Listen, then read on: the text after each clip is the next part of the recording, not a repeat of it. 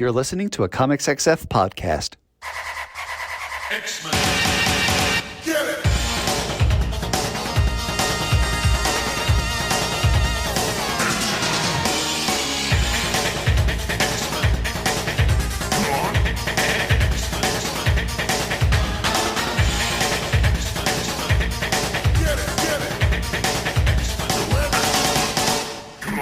Hey everyone, and welcome to another exciting episode of Battle of the Atom. This is your weekly X-Men podcast where we're making the story of amazing. I'm Adam. And I'm Zach. Adam, you're an educational professional. I am. I work in the educational environment. It's true. Do you like to take children under your wing? Do you like to help them out when they're going through hard times, counsel them, provide them some level of like understanding of how they can better fit into this world? I think I had a lot of opportunities for that when I was in the classroom. Now that I'm not, I'm more in an administrator role these days. Sure, yes. I'm very much behind the scenes, so that doesn't really happen as much. But so you would call yourself more of a Forge than a Charles Xavier, is what I'm hearing. Well, I was never an Xavier. I never tried to recruit any children into. No one said recruit. We said be nice to them. We said help struggling adolescents through their time of need. Adam, we all agree that Charles Xavier's methods are not what the American Teaching Society would consider praxis. No, they're definitely not NEA endorsed or anything. But man, I'm glad that you knew the acronym because I sure didn't. I mean, we can't even use the Department of Ed anymore. They're abolishing it. So that's fun times. Yeah, they're starting to tell me that I have to pay some loans now. It sucks. Anyway. Patreon.com/Battle of the Atom, everyone. Well, yeah, let's talk about why we're talking about Professor X. Why would we be talking about Charles Xavier on our X-Men podcast? Charles Xavier, the most popular X-Men who's not Wolverine to people who don't read X-Men. I'm right. X, who has the most movie appearances other than Wolverine in the X movies, right? Yeah, and he dies in half of them. It's amazing. That is art imitating other more different art by everyone being like, we got to use Professor X. He's iconic. And then getting Professor X and saying, we got to kill Professor X. That's what this movie needs. We have to get Professor X off the board. Every appearance at minimum, Professor X is taken off the board. Yeah. And the X-Men have to survive without Professor X. Mm-hmm. That's all of them. And you know what? That is what Silver Age X-Men is. And we'll get into it. Yeah, but here we're putting Professor X on the board because he is our main character this week. Charles Xavier, sort of. This is a Patreon request from Patreon supporter Michael Wood. If you want to be like Michael and help me pay my student loan bills, which are now back in schedule. Boo. Joe Biden, you betrayed me once again. How could I have seen your inevitable demise? I mean, I think it was really that kid from Texas, but whatever. Wait, which kid from Texas? The one that sued up to the Supreme Court to look, someone was going to sue. I'm not going to blame the PR firm picked kid from Texas. I'll blame him a little bit, but this is a structural issue more than anything else. Sure. Like many things in our society, I blame the establishment because the government is not the will of the people. The government is the will of oligarchs. Oligarchs like Charles Xavier, who was requested by Patreon supporter and assumedly not oligarch because, look, and this is not to shame anyone. I just hope if there are any oligarchs supporting this podcast, you support it greater than a $5 a month level. Like that's all I ask for all of you non-oligarchs out there. For the proletariat, $5 a month at $5 thank you. At patreon.com/Battle of the Atom is more than sufficient for your support and to get an entire episode based around a suggestion that you come up with and that you bring oligarchs. We expect more from you. Look, if you're going to ruin society, cut me in a bit. Adam gets cut in too, but cut me in a bit. Just come on, oligarchs. Michael Wood, asked us to cover Uncanny X-Men Annual 2000 and said, yeah, you can do stories about Charles Xavier helping mutants. And then me and Adam, I don't know if we misread or we just worded it in a different way that we found so charming that we had to figure out exactly how we make the episode a very narrow, specific thing, which again became our issue. Is Charles Xavier helping a single mutant and or person? It turns out in one of these, I thought it and might or be a person? mutant. It turns out, But it also turns out that Charles Xavier, despite all his best intentions, is pretty bad at this. So why don't we start? I don't know. No, I don't know if any. No. I'm not. I'm not saying that old Chuckles is good at this. I'm just saying that. Like, I think he's trying somewhat. I wouldn't expect him to be good at this. He is living up to my expectations of Charles Xavier, who works really good as a symbolic figurehead and really bad at active praxis. That's the second time we've used praxis on this podcast this episode. I'm really proud of it. It's the third time I've used it today. Let's just keep it up. But let's start. It's good praxis, honestly. Let's start by talking about this very unavailable and utterly bizarre annual. This is Uncanny X-Men Annual 2000, despite having come out in 2001. This is written release date was January 10th. I'm guessing there was some level of oopsie daisy when it came to the release. Yeah, this was written by Fiona Avery and Scott Lobdell. It is penciled by an early Assad Ribic, inked by Jimmy Palmiotti, colored by Guy Major. That does have a cover by Enrique Breccia, which looks kind of, I believe, watercolored. It's pretty nice. Yeah, it's a great cover. I like that. I never read this annual. Well, there's a good reason for that. It's not on Marvel Unlimited. It's also not widely available elsewhere online. And after reading it, I can kind of tell why. This is a weird comic about you can tell why this wasn't a priority to get archived, that this wasn't one that they were rushing out to make sure everyone had, not just being in the nadir of X-Men up until that point, but being, look, we give a lot of credit on this podcast for things that swing for the fences, and boy, does this one try. Yeah, I think the timing of this comic does speak volumes.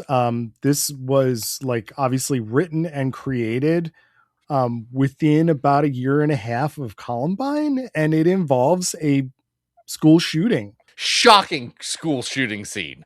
Honestly, just out of nowhere. Did you just like, oh my gosh, this is what this comic is? Well, the first thing that I found utterly shocking was that the beginning of this comic involves the main character named Amy Stringer. Amy, yep. Amy is playing what looks like volleyball, yet the volleyball is red, and she spikes the volleyball, but there's no volleyball net. So it's very confusing, like what's actually happening in this scene. It's a rudimentary. I understood what I was seeing. It's a rudimentary version of Can Slam. Okay. Look, there is a can right over there. Yeah, that's true. That's what she's hitting. She's aiming for the trash can. They're playing essentially that, but instead of a frisbee, it's a ball. And I would guess, because Can Slam is a branded thing, that this came first, and this was just a thing people were doing on the quad in certain regions.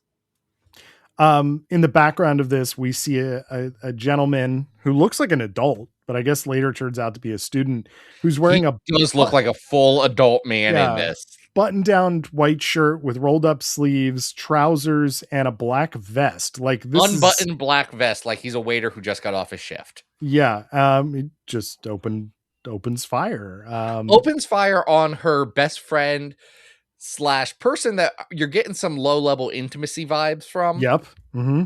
Maybe it's and then bam, she's dead. And there's a school shooting, and horrifying. Like, it is. This is such a Scott Lobdell plot. Like, It definitely, it feels like it's been kind of pried from an issue of Gen X or something like that, right? Because it's a lot of pathos. Pathos are a plant that are over there. But Amy is, injured enough that she is blinded, and then also, at least for now, cannot walk. And the other thing that I thought about immediately upon reading this, Zach, is that we had made a huge mistake by covering this issue, because this turns out to be a Christmas issue. And we're so limited on Christmas issues when we get to the Christmas episodes. Folks, you have to understand, this isn't on anybody's list. No one has read this since 2001. No one told us that this was also a Christmas issue. No one knew until now. We had so few of these, and they slipped through our fingers. Yeah. Amy is very resistant to rehabilitation. She is extremely angry. She's having a bad time, which is valid and reasonable. Is it weird that the hospital nurses look like kind of mental institution orderlies from Cuckoo's Nest and like are tossing her to like the floor sometimes? It feels like they're restraining her for no reason. It's really weird. We've talked about Assad Ribic on this podcast before. Love Assad. Great. Draws one face for surprised women, which is, I say surprised women. It's surprised anybody. It's funny every time he draws it. Oh, face. And just to be clear, Adam's talking about a face where the mouth is in the shape of an O, not anything else that you freaks might be saying. That's all I'm saying. Like, it's the Assad Ribic. Face. Anyway, but no, it is, the orderlies are wildly violent to this lady who, look, my sister is an occupational therapist.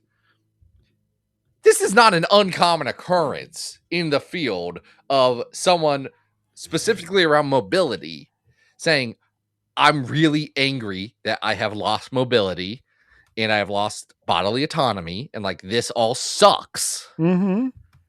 They should know how to handle this better. Yeah, I would agree. This does cause Amy to, like, I guess her mutant power is to transfer how she's feeling physically to other people. Dude, it is so much simpler than that. Like, you're thinking Wikipedia style explaining her powers. I'm going to pull it back to the pitch, and you're going to get mad at me. All right, go for it. You can see the world through her eyes. Oh. That's all. That's her power. It makes other people see the world through her eyes. And the irony there is that she has now been blinded. Okay, I like that. I like that as the power. Like, I am 90% sure, just with because that fits so neatly into like the theme of the story. Yeah. And this is a one-off theme mutant. Like, that's all it is. Anyway, after she does that the first time, Charles Xavier wakes up in the middle of the night, sits up and goes, fascinating. He then goes to, this was something I was really curious about and did not have time to research. He goes to Cerebro. Now, Cerebro really is exactly the way it's drawn in the movie, which had just come out. No, so, it had, wait.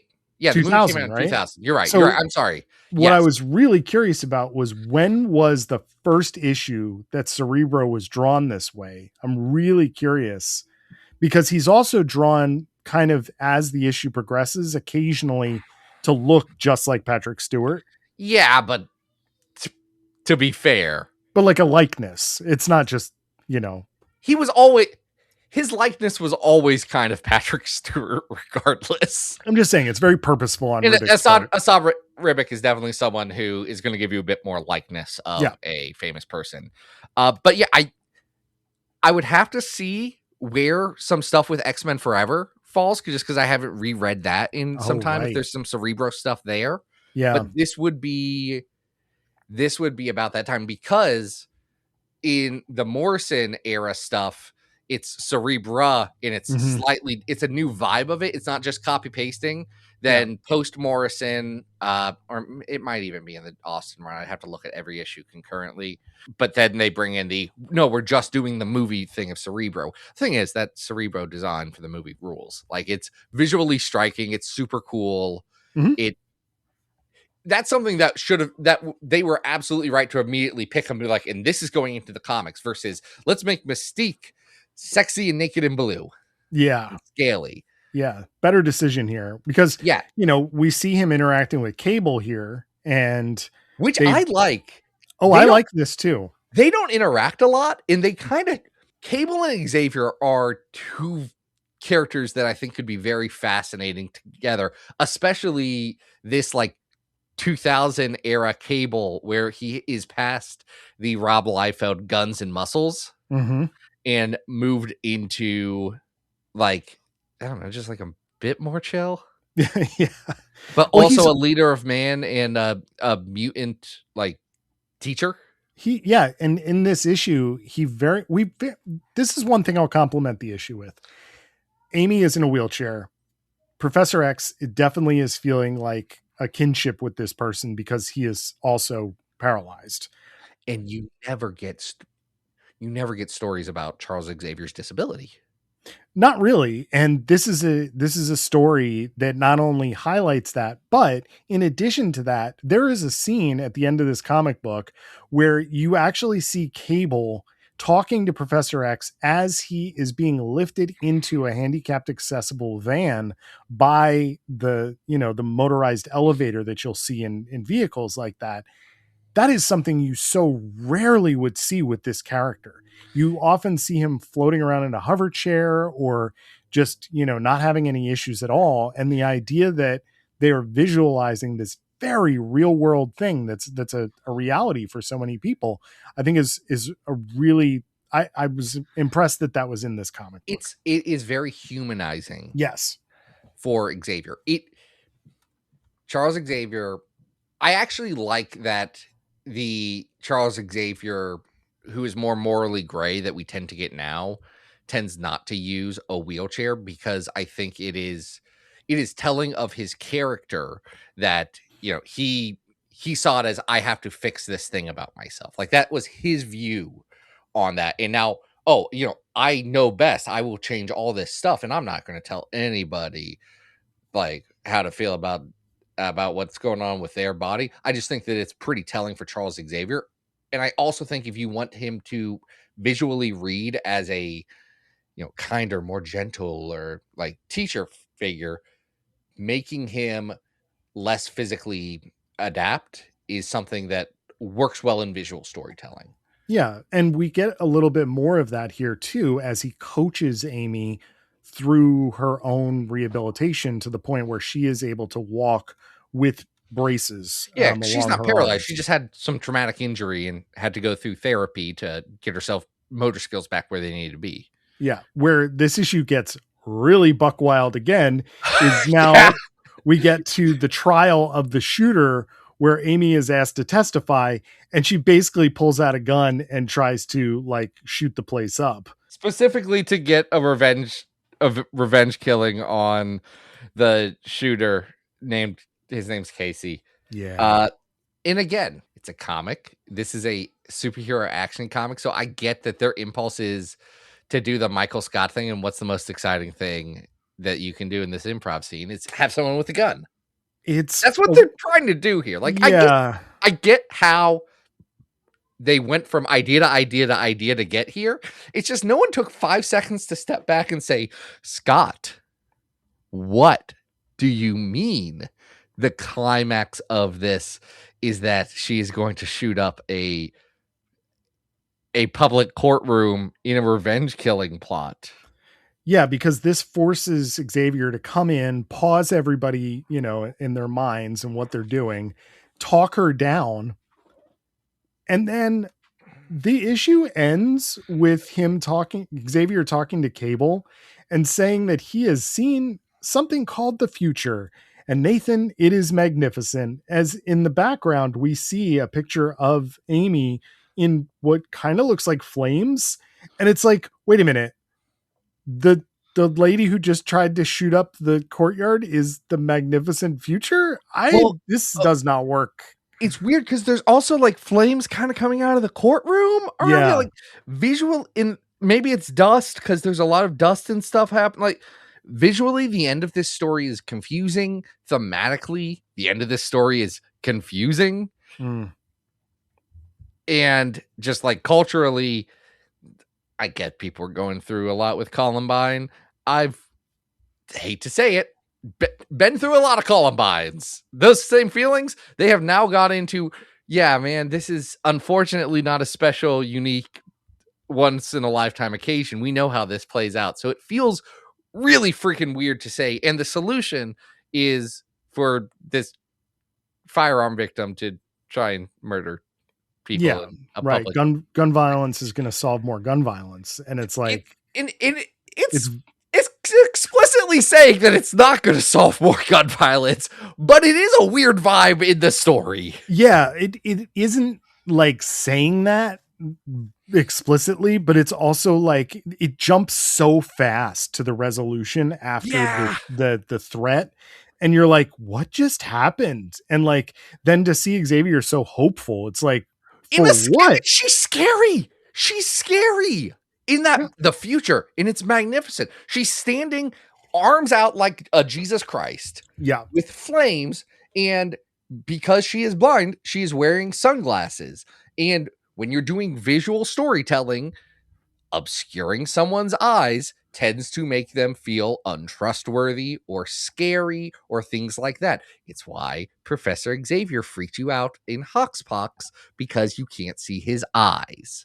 Like that's a known storytelling thing. And if this is a real person, we can have a lot of different discussions, but these are all choices that are being made by the team here. And I don't understand the choices. No. So much, there's a good, like, creamy center of this comic. And then there's the most insane decisions wrapped around it. Yeah. The fact that the comic begins and ends with shootings, surprise gun violence perpetuated by kids. It's just like, you can totally see why there is no rush to digitize this and put it online. Like, like someone's going through and like, oh, we got to fill out this late 90s, early 2000s X-Men collection. What can we put in? Let's look through everything. Someone's going to read this and like, if we have to, this one hasn't been collected, but if we can find something else for those 30 pages, darn it, we're going to be happier about it. Yeah. Well, I think we've, dissected this pretty well, but why don't we try and rank it on our big old list? Well, that's the thing, Adam. Everyone and their mother knows that on this podcast, we've been ranking every X-Men story on a big old list from best to worst, with the best being the House of X Powers of 10. That's the one where Professor X's eyes are obscured, and you're like, oh, I'm very scared about this gentleman. Maybe he's evil. Maybe he's the maker. We don't know. And I'm not going to say that some of us fell into that, but we did. Number 300 is Sabretooth Volume 1. Number 600 is Legion of X 1 through 5. Number 900 is X-Men Volume 2, 1/2 Thrall. And the worst X-Men story of all time is at 1176. It's 2099 World of Tomorrow.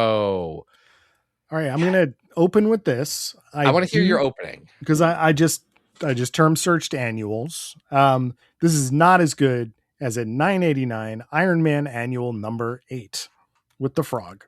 Yeah. Okay. Why are annuals so weird? I don't know. They're so weird. We have a couple of Mutant X annuals down here at 998 and 1044.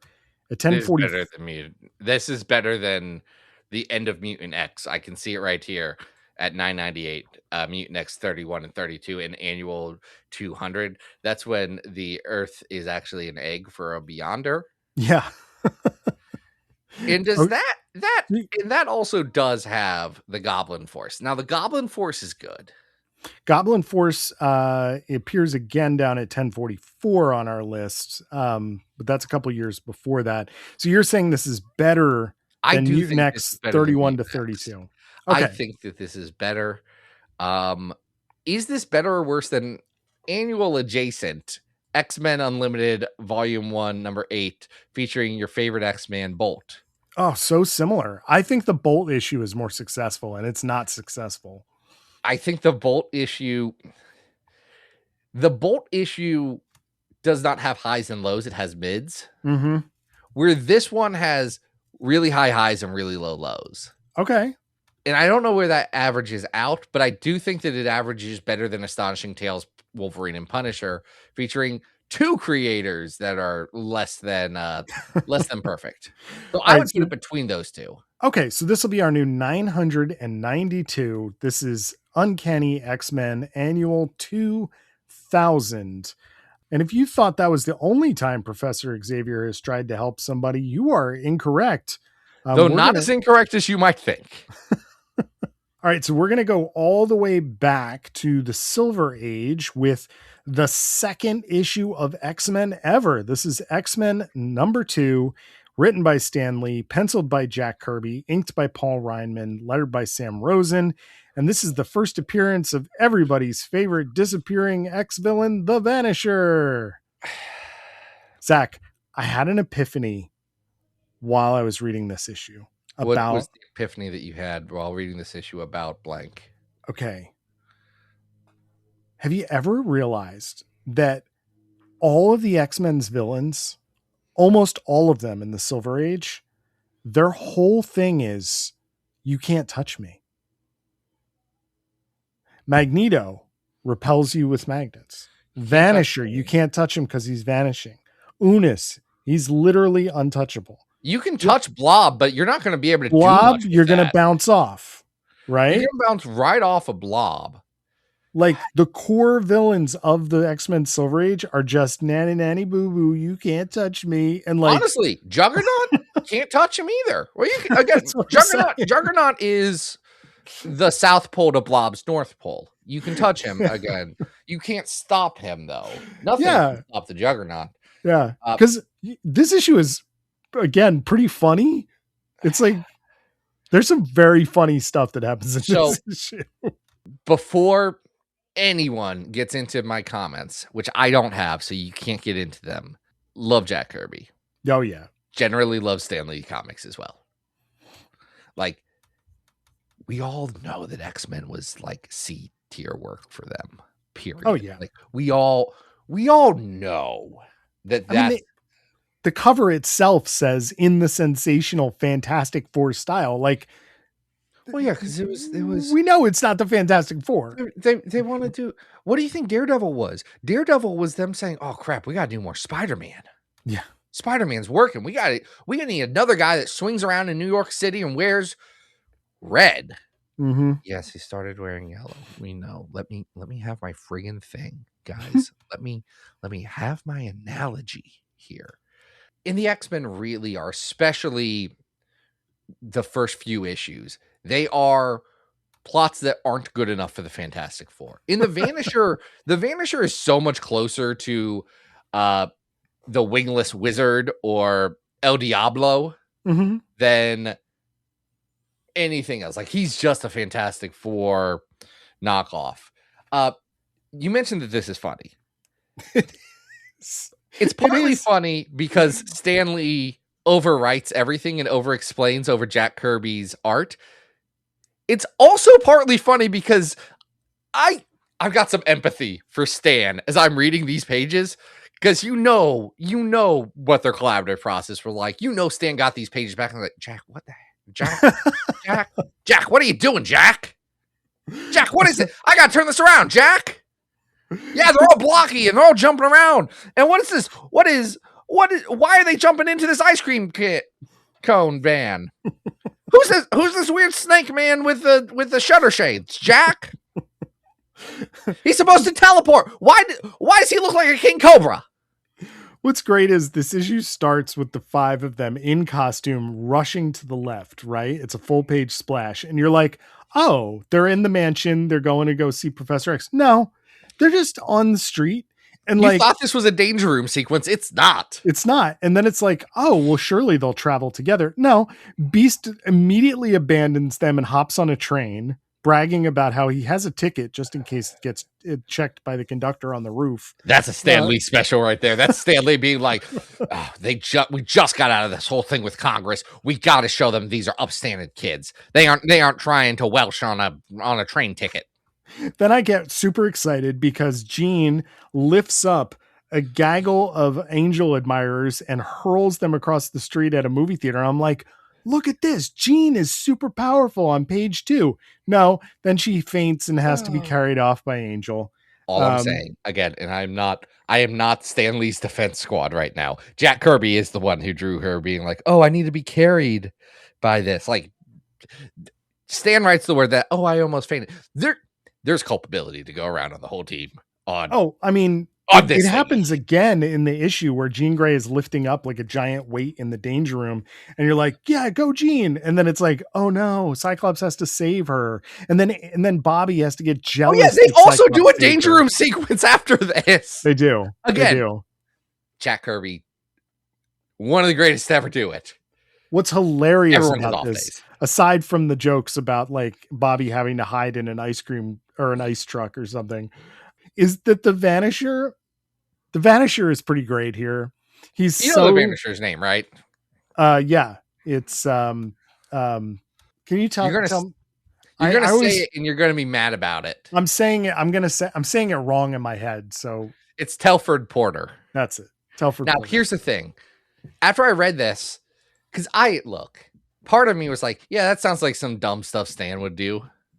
But then another part of me was like, no, actually, that sounds like different dumb stuff that Stan wouldn't do that dumb stuff. He would do a different thing of dumb stuff. Blackagar Boltigan, that makes sense for Stan because it's alliterative.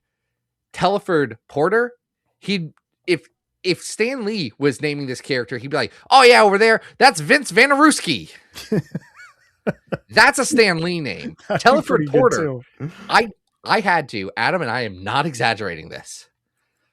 I may have done a deep dive to find the first use of the words Telford Porter. Oh, where is it? Where is it? Oh, you won't be shocked when I tell you this is official handbook of the Marvel Universe nonsense. Oh, that's a shame. Guys, most things that you hear about like Marvel continuity that you're like, that sounds like too dumb. That's like the Punch Dimension. That's handbook nonsense. That's not a story. That's handbook nonsense.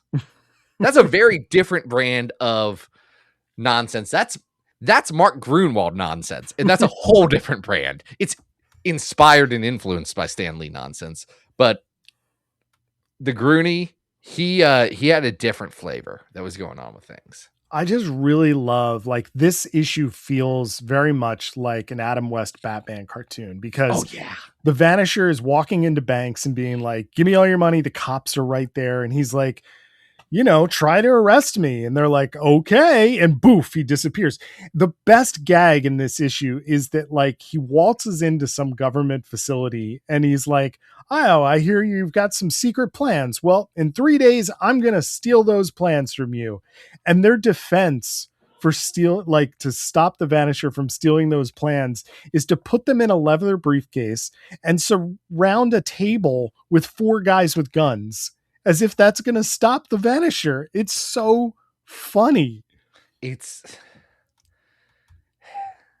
There's so many people just being on the internet who are like, they really need to do an X-Men about the original team because that's really where it all starts. And that's it. And nothing tells me that you don't know ball, like saying something like that. Because if anyone has suffered through Silver Age X-Men, they're going to know, no, what?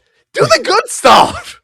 I like these characters, but do the good stuff. Yeah. Do the good X-Men, not the bad X-Men. These are Fantastic Four knockoffs. They don't even become like good Doom Patrol knockoffs for like 8 more issues.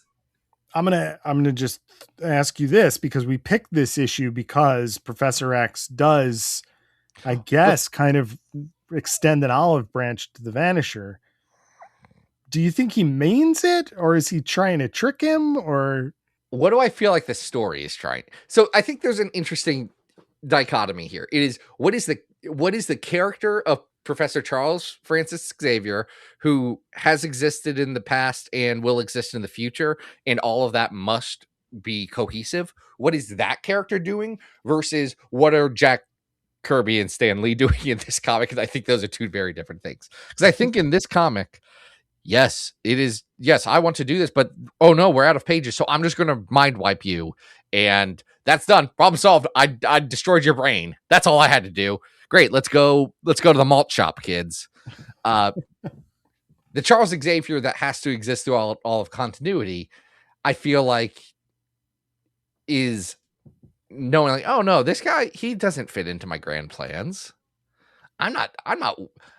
He's causing trouble for me. He's nonsense. I've seen thousands, and by thousands, I mean nines of timelines. He doesn't feature in any of them. He's always worthless. I don't got to worry about this one. He's going in the forget me bin. Yeah. So the recruitment doesn't last very long, and he tries for a hot second. Yeah. Like, that help is very limited here. But the Vanisher kind of wobbles off, and I guess they have to fight Vanisher's lackeys before. Because Vanisher has lackeys. I did appreciate that he has out lackeys. of nowhere. Where does Telford Porter get lackeys? We don't know. They're just so excited to hang out with him. They're like having a big old party. And again, what's weird is the character of Vanisher kind of always has hangers on. Mm-hmm. Whether it's in his Fagin-esque role as the leader of the Fallen Angels, or like later when he's just like a dirtbag criminal and he's just got people around because he can get them money and assumedly drugs and women. Like, makes sense. Vanisher has a posse. That'd be a fun sticker to do, the Andre the Giant sticker. One of us is an artist and one of us isn't. I'll whip that up. Patreon.com/Battle of the Atom. Get your own exclusive Vanisher has a posse stickers. That would be good. That'd be good, like extra stuff. I just think the ending of this issue is buddy. Don't even say that. We're not doing fulfillment. Neither of us have the time. The end of this issue is very silly too. They're like, oh, of course we couldn't solve this problem. We need to use our minds. And it's like, well, you're not telepathic, so you can't solve the problem the way that Charles Xavier did. Like, what? You have to, again, because just like in the last issue, Charles Xavier ends this with a small speech that is truly phenomenal, saying, always remember, my X-Men, the greatest power on Earth is the magnificent power we all possess, the power of the human brain. And I've got to imagine the very next panel is like Scott and Beast and Bobby and Warren sitting there with a joined thought bubble saying, no, you're the one with the power of the brain. And I guess Jean, but she's not doing anything with it right now. Charles, you just said you're the best. You did that Norm Macdonald Mr. Fantastic bit to us. That's what you just did. To be fair, that bit was also reading the comics and then extrapolating what the next panel would have been. All right, let me ask you a ranking question. Is this better or worse than at 578 X-Men #1? Oh, it's worse than X-Men #1. Okay. X-Men #1 does do a coherent story. It has like multiple beats. It does a thing.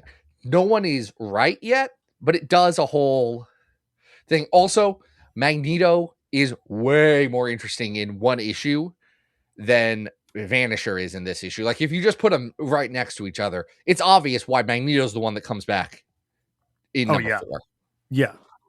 I also don't think this is as good as 725, which is the first appearance of the Brotherhood of Evil Mutants. It's not as good as that. Where's the Unis, the Untouchable one? Oh, I feel like that's higher. I kind of feel like it's higher too. Unis is all the way up at 210. That one's good. That one's good. Okay, we are. Let's look at this list for a second. Is this better or worse than Cyclops Retribution? Where is that? That's 800. I think Cyclops Retribution is probably better. It's Is it more better interesting. than? Is it better than at number 1000 right now, Incredible Hulk 161, where Peter Corbeau is like, we must use the sun, the most powerful mutation of them all. That's a good question. I think this is probably better than that. Look, this is not peak Jack Kirby, so it's not like it's blowing me away, but like it is still Jack Kirby drawing it. Yeah. Yeah. This is better than that 2000 annual we just read, though. I would agree. I think it's definitely funnier and more entertaining than that. This is better than Kings of Pain.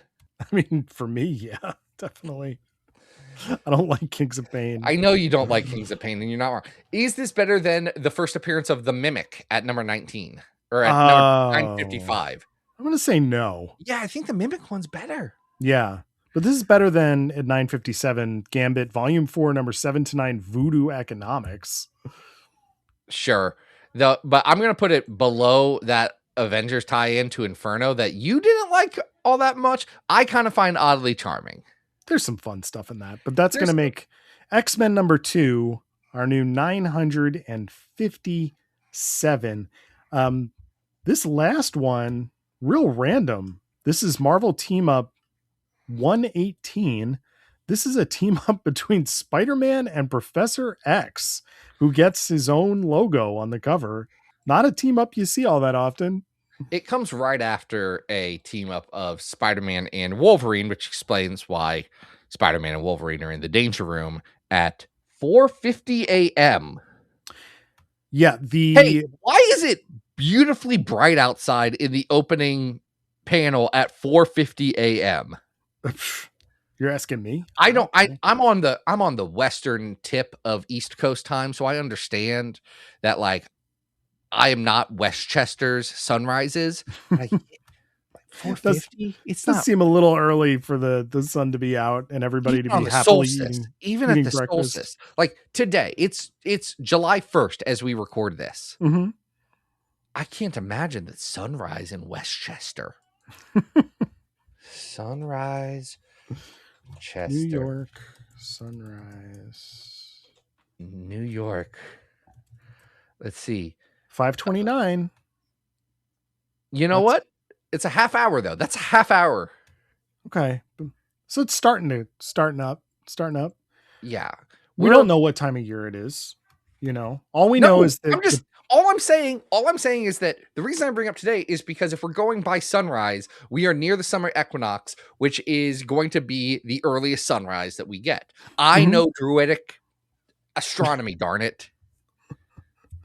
Well, if folks did read, we're not ranking the issue before this, but if you did read it, it basically involves Wolverine and Spider-Man fighting Roman gladiators who are secretly being commanded by a character who's going to come up again in this issue named Professor Power.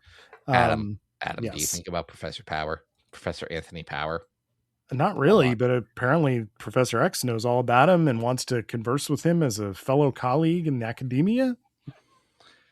All I know about Professor Power is how he ties into the Mark Gruenwald Captain America. That's it. Yeah, he's a Secret Empire thing, right? No, he ties in with some stuff with Bucky. Or not Bucky. No, who's John Walker, excuse me. Gotcha. There's some stuff with John Walker. It's unimportant. No one cares about Professor Power. No one's ever cared about Professor Power. Well, the important part for our purposes is that Professor X is going to go talk to Professor Power. He's not sure why. And Spider-Man, who's really tired and just needs a ride home. He doesn't want to swing home from Westchester because honestly, there's no skyscrapers. He hitches a ride on the top of Professor Xavier's cab. Hilarious. Professor X knows he's up there. He's trying not to read too deeply into his mind. But this also means that Spider-Man ends up at Professor Power's like hideout mansion, whatever this is. Well, the thing is, Spider-Man's really nervous and, quote, my trusty spider sense is buzzing like a bee convention. J.M. DeMatteis, buddy. Oh, we didn't say who did this. This is J.M. DeMatteis writing, Herb Trimp penciling, inked by Mike Esposito, and colors by Bob Sharon. Sorry. And I'll be honest, Herb Trimp's art looks like it's a Marvel comic in 1982.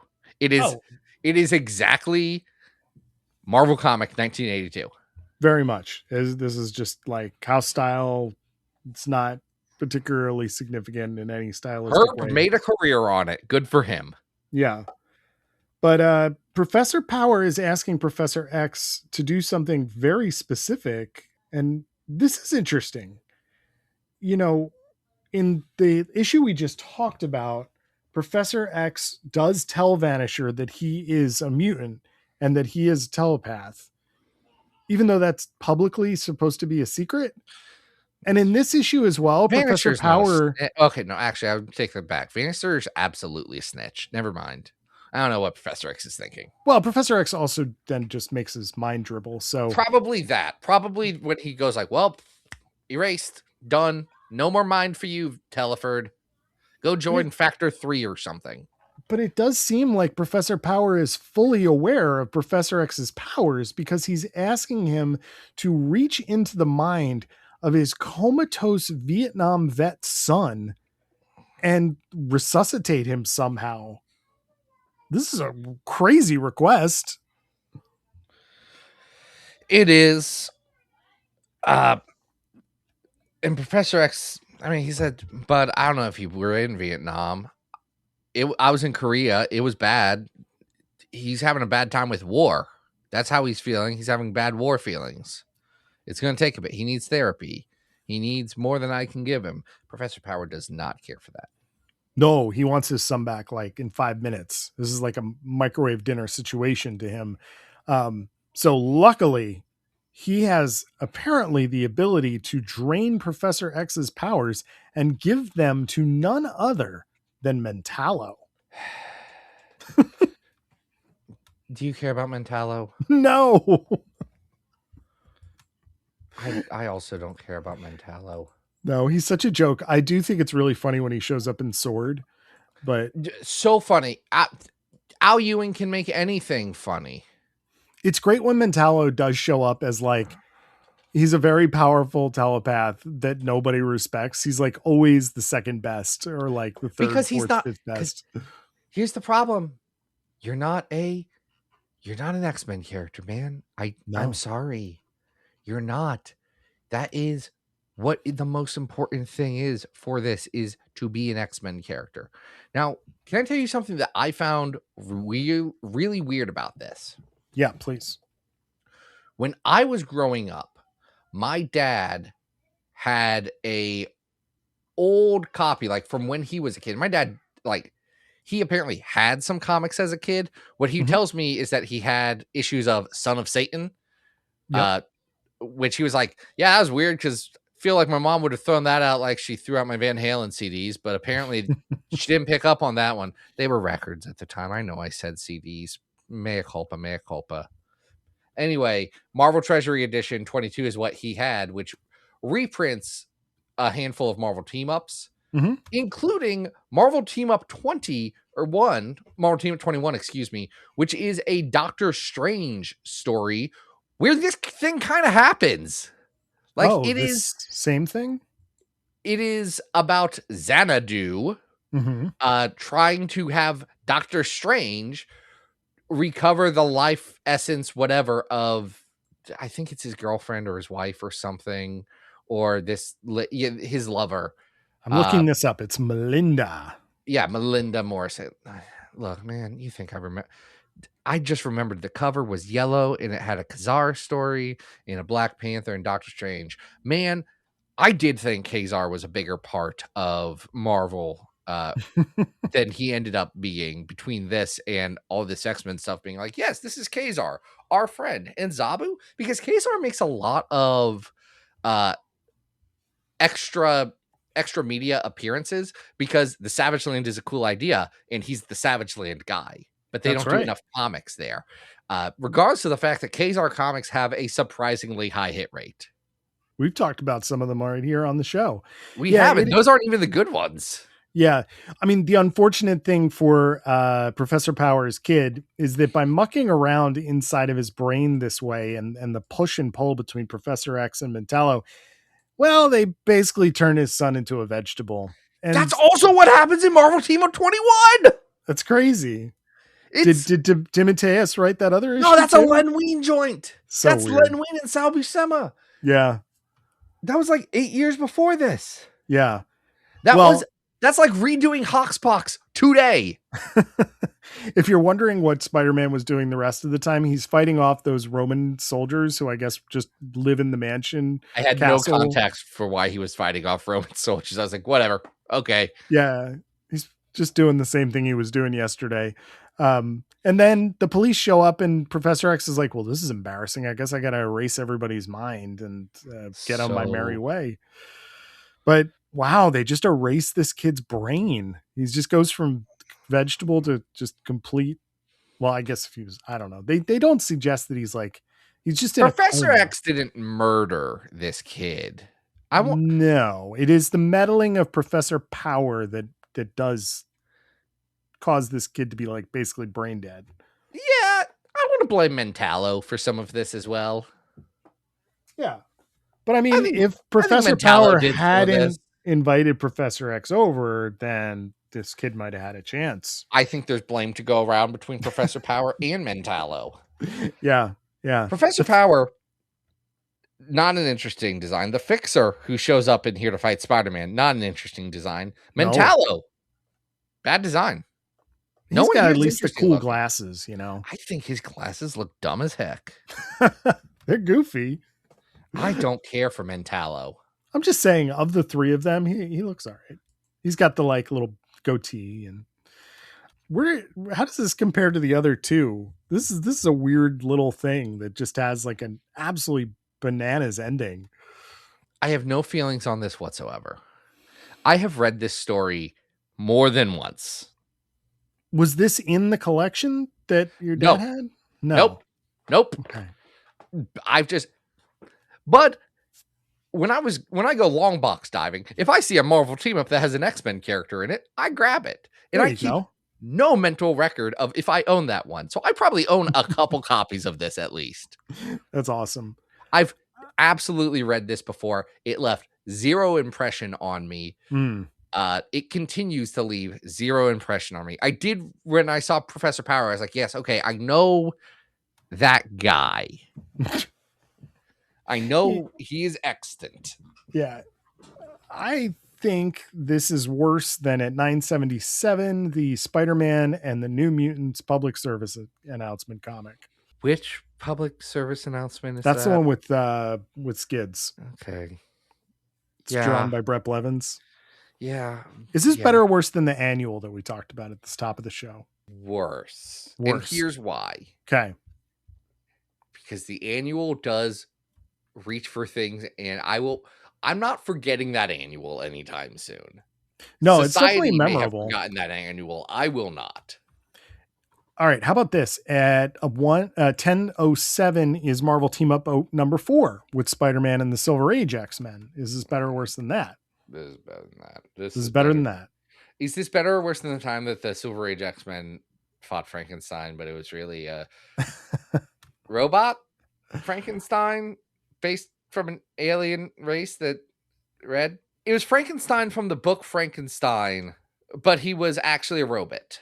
Yeah, the Frankenstein's monster robot. I think this is worse than that. No, Adam, you don't have to do that. Huh? You've read they did a revised version of Frankenstein where at the end he says, and actually you don't have to call me Frankenstein's monster. You can just call me Frankenstein. It's fine. I really don't mind. They found the original manuscript and that was actually in there. That's how the Guillermo del Toro movie ends. Is it? That would be. I've not watched the Guillermo del Toro. I don't know much about it. Is Frankenstein a twink in that one? He is played by Jacob Elordi, a very tall, handsome man. I don't know who Jacob Elordi is. It's okay. You don't have to know. Jacob Elordi can't hurt you. So if it's if it's worse than he's a 6'5", 29-year-old man. I'm strong, but I do think he could probably try and hurt me. Don't worry, you'll never be in the same room as Jacob. He's Elordi. got the reach. And- But 6'5", what do you think his wingspan is? I've never seen this man in my life. I'm looking at a lot of pictures of it. He is okay. He's kind of he famous. is just another white man. No, he was on Euphoria. He just Did not watch Euphoria. Wuthering Heights thing. Did not watch Wuthering Heights. Okay. I've not watched The Kissing Booth 3. Mm-hmm. Did not watch Pirates of the Caribbean, Dead Men Tell No Tales. I don't think I've seen a single movie that this gentleman has been in. I did not watch Saltburn. That's fine. You don't have to. I've never seen this gentleman before. You just asked me who played him. Okay. So I told you. Maybe he can't hurt me. Who knows? So this is definitely worse than X-Men 40. I also think it's worse than, it's probably on par with Uncanny X-Men 106, all new versus original X-Men, but because that's a fill-in issue, it's not that good. Yeah. And I know That's you have another a issue with soft Robin. spot for Days of Future Past Doomsday. Is Days of Future Past Doomsday good? Absolutely not. Do I respect the heck out of Mark Guggenheim being like, I'm going to screw with this so much. I'm going to make it dumber. I'm going to take this thing. I'm going to make it as dumb as possible. Kinda. I kind of respect that a little bit. I would put it above that or below that, above New Mutants 75. Yes. Because that's Screw that John Byrne. Byrne. That's that bad, like, Byrne draws Sebastian Shaw and Magneto fist fighting, and then it that's no good. That is someone being a cog in the Marvel machine. So this is our new 1006 Marvel Team Up Volume 1, 118, Spidey and Professor X. And look at that. Professor X tried to help some people, and sometimes it didn't work. All times it didn't work. Professor X, stop helping. Let us use your jet in your bank account. And I'll say it. Maybe go on TV and debate some people. Honestly, Sure. You make a really good talking head. Like, that's what you're good at. Yeah. Don't interpersonal stuff actually trying to solve these problems. No. Professor X, you can politic.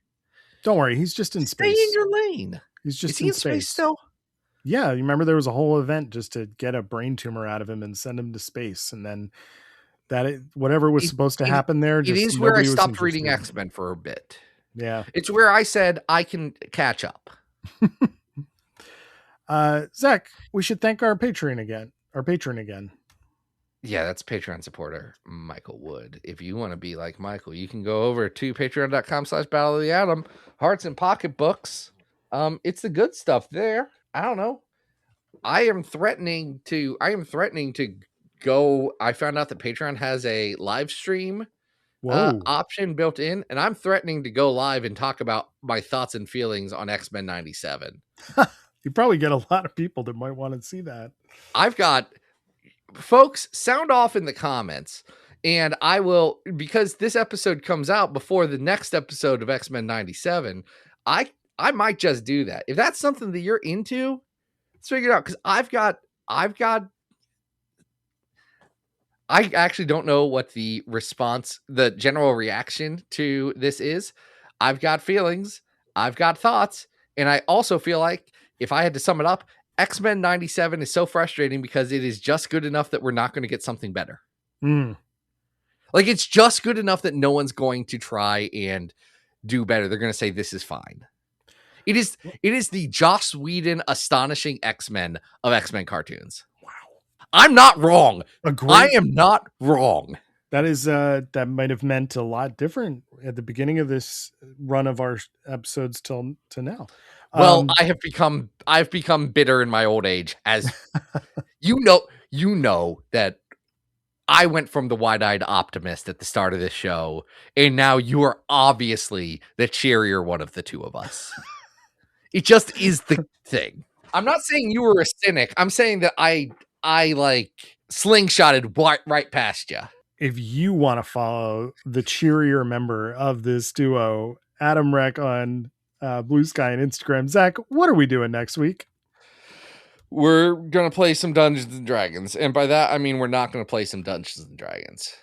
That's good because I don't know how to play Dungeons and Dragons. I also do not know how to play Dungeons and Dragons. The only time I've ever done any role-playing games has been recorded for Luke Hare's podcast, Exiled. Nice. Literally, you can see every time I've ever been on a role-playing type environment, they are recorded, and I assume right in the podcast feed that you're currently using. Like, you could go look them up right now. Until then, folks, this has been Battle of the Atom. We hope you survived the experience. Get it!